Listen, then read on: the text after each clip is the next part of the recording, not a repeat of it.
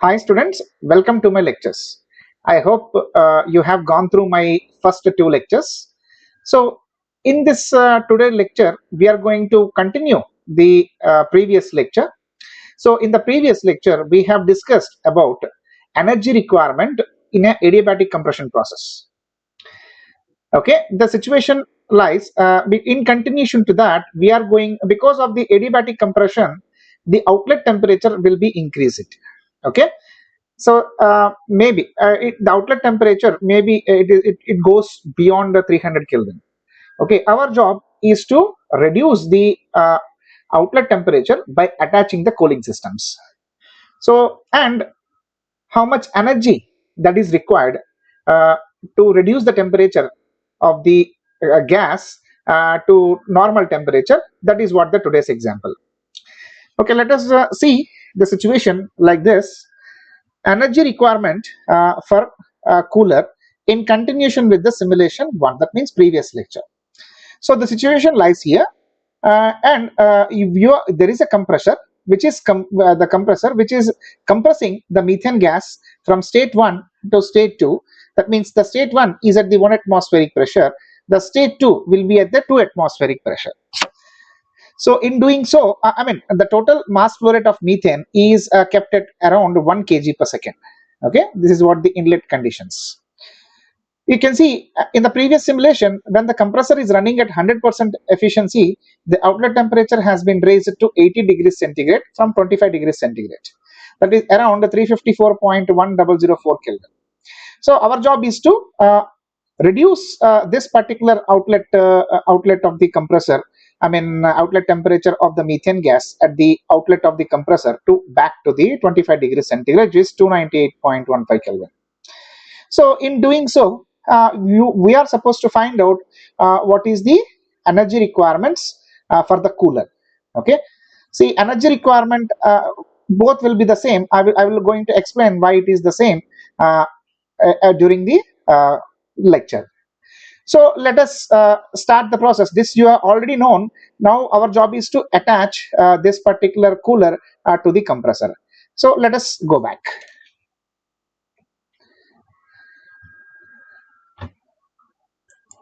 Okay. So let us start the DWSIM.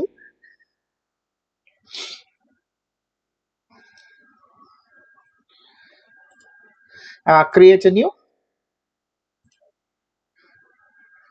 Now this is the same process.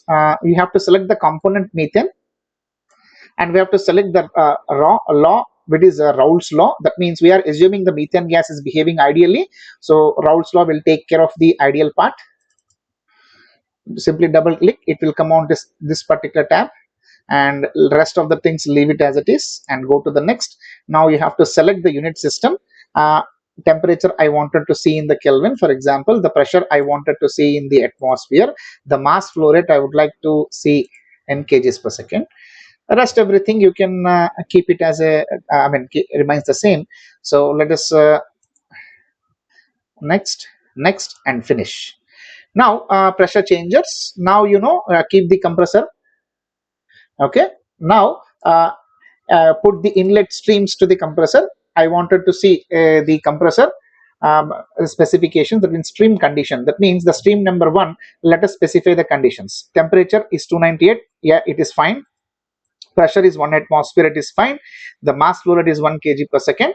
So simply you input the things. Okay, 298.15, just for not 398, 298.15, yeah, and the pressure is 1 atmosphere, and it is 1. Press enter. You can see the things will turn to blue when the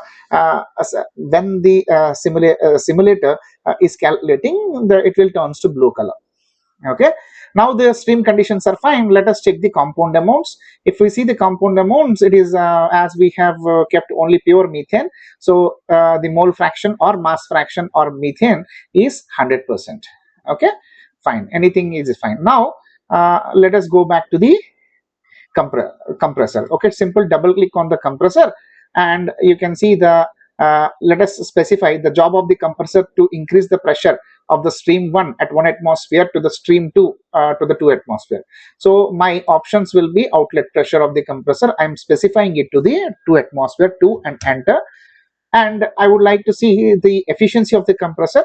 I wanted to make it sure that it is 100% efficient. So once the outlet temperature, it is specified, the mass flow rate and everything. Okay, let me check the stream mass flow rate.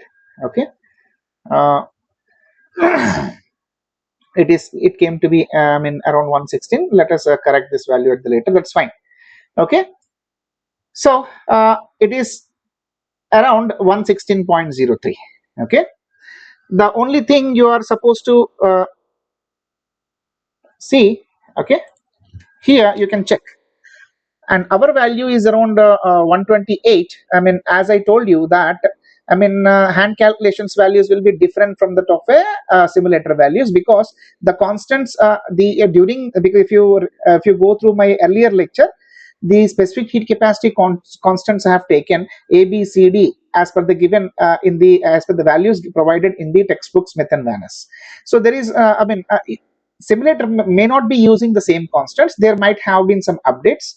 Because of this, the values were displayed as per the hand calculations may not be the same as the values are displayed in the simulator. Okay, so let us go ahead. So this is the situation. Let us go back to the simulator.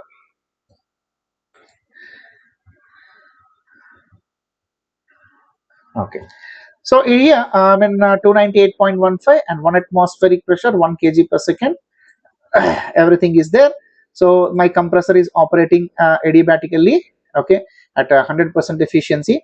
Now let us display the pressure and temperature of the stream 1 and stream 2, okay, so that we get an idea. Okay, insert property table. Okay, insert property table, insert property table. You get simply double click on this. So I wanted to see the conditions of the stream number 1, simply temperature, pressure and mass flow. Okay, close it, and you can see there is one more because earlier I have clicked, okay, there is one more table. You can start from the beginning. Okay, now let us display the stream number 2 values. So simply insert property table. Okay, you are going to see some table. Double click on that, stream number 2, temperature, pressure, mass flow. Okay, now you can see after the adiabatic compression process, the temperature has been raised to 348.69 Kelvin. And because this compressor is operating adiabatically, all the energy that is given to the compressor has increased the stream pressure to 2 atmosphere, as well as during the process it is also raised the temperature. So our job is to reduce this 348.69 Kelvin back to the 298.15 Kelvin. Okay, but to do that we have to take the help of exchangers. You can see on the right hand side flow sheet objects, there is an exchangers that are provided. So in that, a cooler is provided. You can simply drag on to the cooler to the adjacent, it will automatically connect. Okay, so name it as 3. Okay, fine. To make sure everything is alpha numerical, let us say this is stream number 1, this is stream number 2 and stream number 3. Sometimes the streams will not get connected. Okay, you might able to see example. Let me remove this. Okay, I will erase, disconnect. Sometimes you are going to see there is a disconnection between these two. Simply go back to the inlet of C is the cooler. The inlet should be of the cooler will be the outlet of the compressor. So in such cases, the inlet, you go to this particular cooler and connect this stream number 2. Okay, it will automatically connect. You don't need to worry.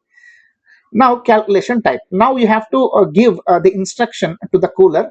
Okay, the instruction to the cooler is out. There are number of kinds of instructions are there. The one which I am interested in is outlet temperature. That means the stream, the inlet that is coming to the cooler should reduce the temperature. So at pressure drop 0, let us assume during the stream travel from stream number 2 to stream number 3, there is no pressure drop. Okay, pressure drop is 0. Efficiency of the cooler is 100%. The outlet temperature, you can see outlet temperature is stream number 3. The outlet temperature I wanted to see the same as the inlet temperature to the compressor, which is 298.15 Kelvin. Simply put the value 298.15 and press enter, and you can see the flow sheet was calculated successfully. And let us check what is the outlet temperature by displaying the table. So insert property table. Okay, let us see C1. What is my cooler nomenclature? It is CL1. So CL1. Okay, what is the temperature? Outlet temperature. Okay, displayed.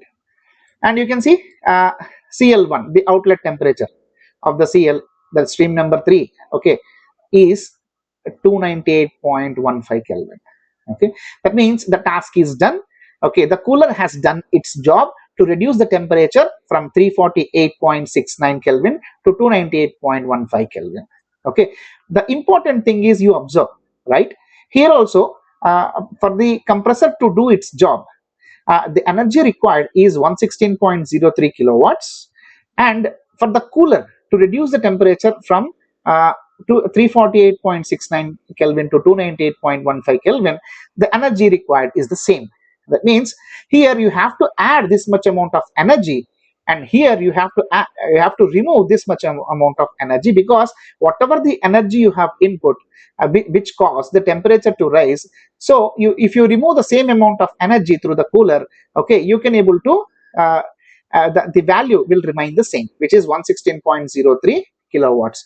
Even though pressure has been raised, pressure does not have an effect on enthalpy, because enthalpy depends only on the temperature, not on the pressure. So even though pressure has been raised from 1 bar to 3 bar, so there is no significant enthalpy change that is seen because increase of the pressure. Here you can see the pressure is the same, because you can see the input to the cooler is at the pressure 2 atmosphere. You can see the display tables, the outlet of the cooler is at the same pressure. So even though pressure does not have a significant role as far as ideal gas is concerned. So now you have to let us find out hand calculations. Okay, let us get this 116.03 number, the energy requirement for the cooler. Can we able to get it? So let us see.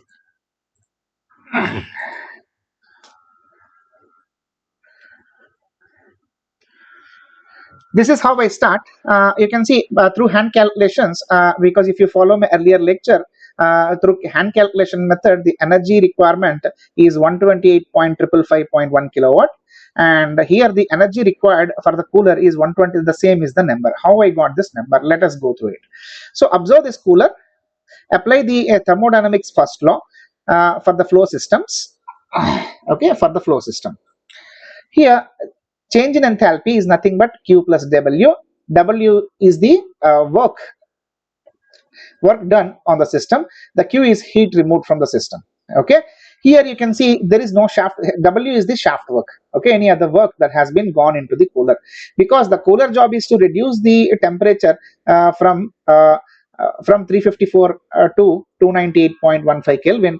There is no specially work added into the cooler. So if in the first law the work is equal to 0, the change in enthalpy from the state 2 to state 3 is nothing but Q, delta H equal to Q.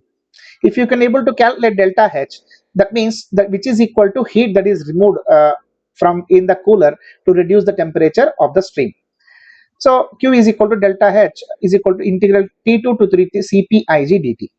So multiply and divided by R, take one, keep one R outside and take one R inside. So R into integral T2 to 3 Cp Ig dt into, which is equal to R into ICPH. The value of this integral is nothing but ICPH, integral of CPH, specific heat capacity. So what is CpIg by R? The values of CpIg by R, if you refer to the earlier lectures, and you are going to see, let me see whether I can able to do some justice or not.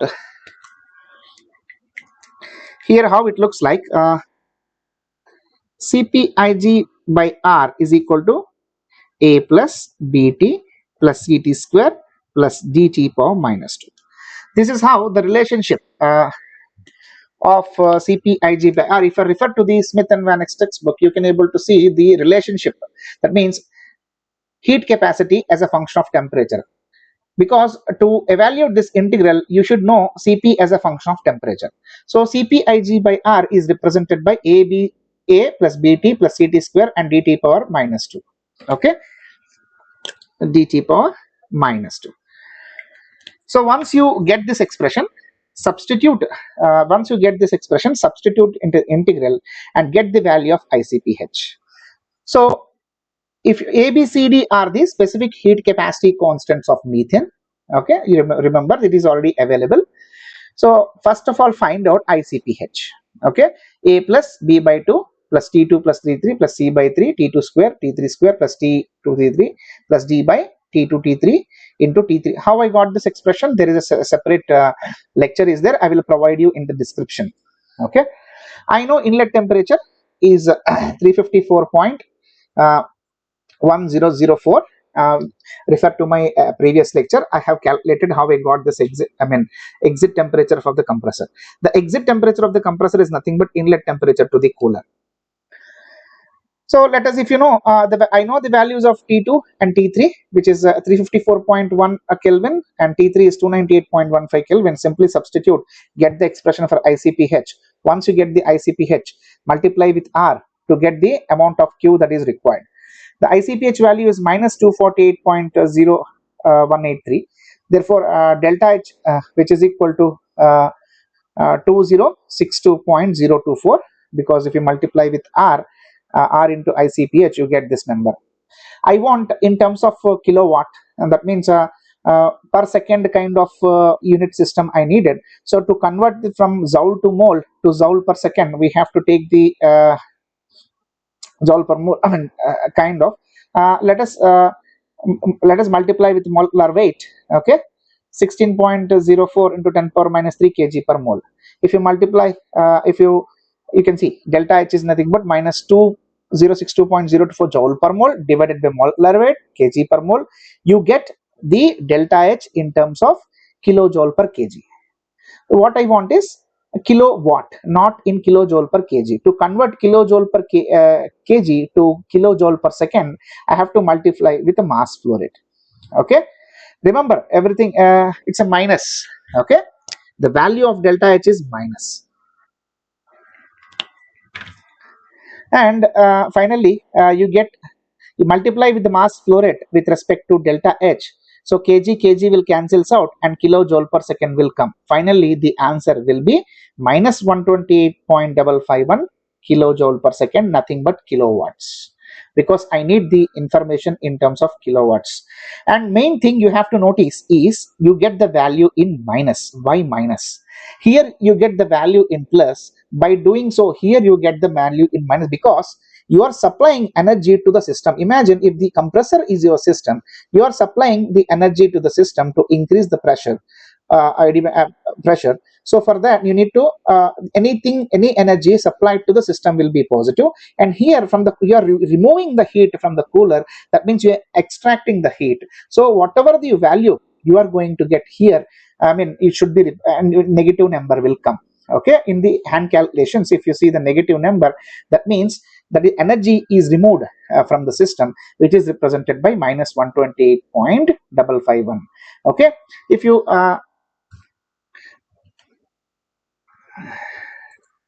okay, here minus symbol is it not shown. Normally you have to keep in mind that to run this cooler, you have to supply this much amount of energy to the cooler to bring the temperature from 348.69 Kelvin to 298.15 Kelvin.